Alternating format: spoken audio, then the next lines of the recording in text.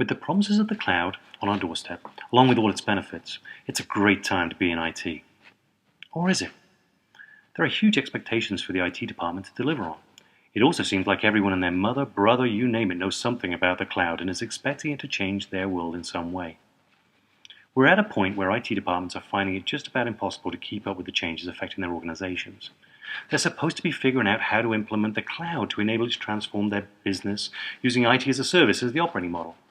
The problem is that they've become interrupt-driven, tending to day-to-day fires, and they've had to try to keep up with the continuous barrage of waves of changes that have washed over IT. This makes it even tougher to get a handle on new technologies and how they fit into the IT department, let alone the business. There have been a number of waves of disruptive technology since the early days of computing. Let's take a look at just a few of the prominent ones. The initial wave was the mainframe. The mainframe allowed us to run everything centrally, and all of our systems could coexist seamlessly. Security, networking, applications, and users could work together in a multi-tenant environment. In other words, it sounds like Cloud 1.0.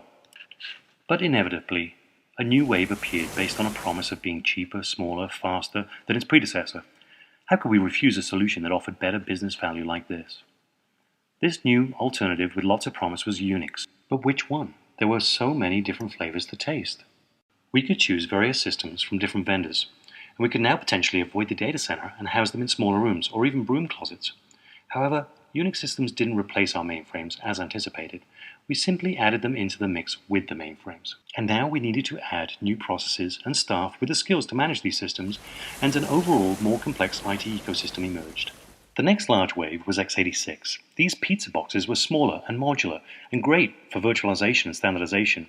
But ironically, adding x86 created even more complexity. Why? Again, we didn't and couldn't this time complete the necessary changes to convert all previously deployed technologies to a new standard. But instead, once again, we just added to the data center mix. And finally, at our doorstep now, the cloud. Cloud 2.0, to put it in context, may be the largest tsunami coming through IT, with a promise much like previous disruptive technologies to replace the current status quo with a better business value proposition. The truth is, with the arrival of all these waves, we've created an IT ecosystem mess. And we need to clean up this mess if we want the IT department to continue to exist and enjoy the benefits of cloud computing.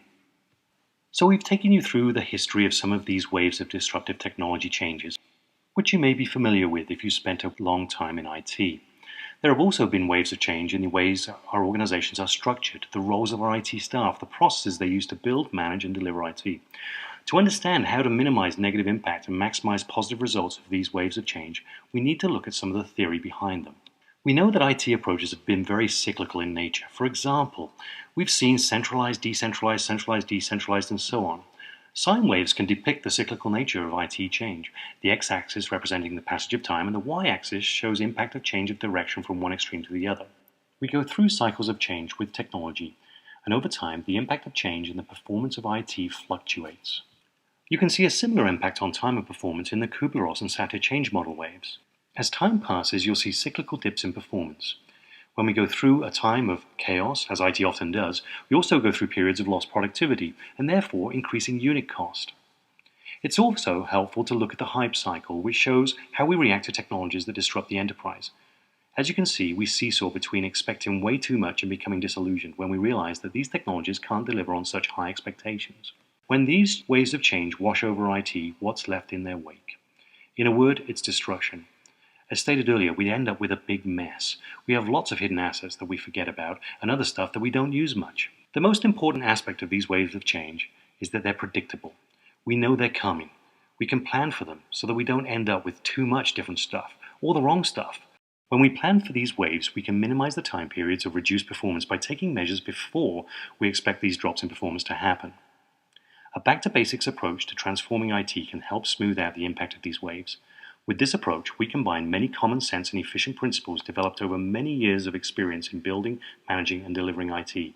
Principles that somehow got lost along the way. For example, a back-to-basics technique is to start by determining the answers to some basic information. In this example, asset information. What do you have? Do you use it? What do you use it for? How much is it used? Can it be used for anything else? At its heart, the back-to-basics approach helps you truly understand where you are now and how you can adapt what you have and effectively adopt innovation that the business can enjoy. so that you can increase efficiency, reduce risk, and prepare for the next big wave, the cloud.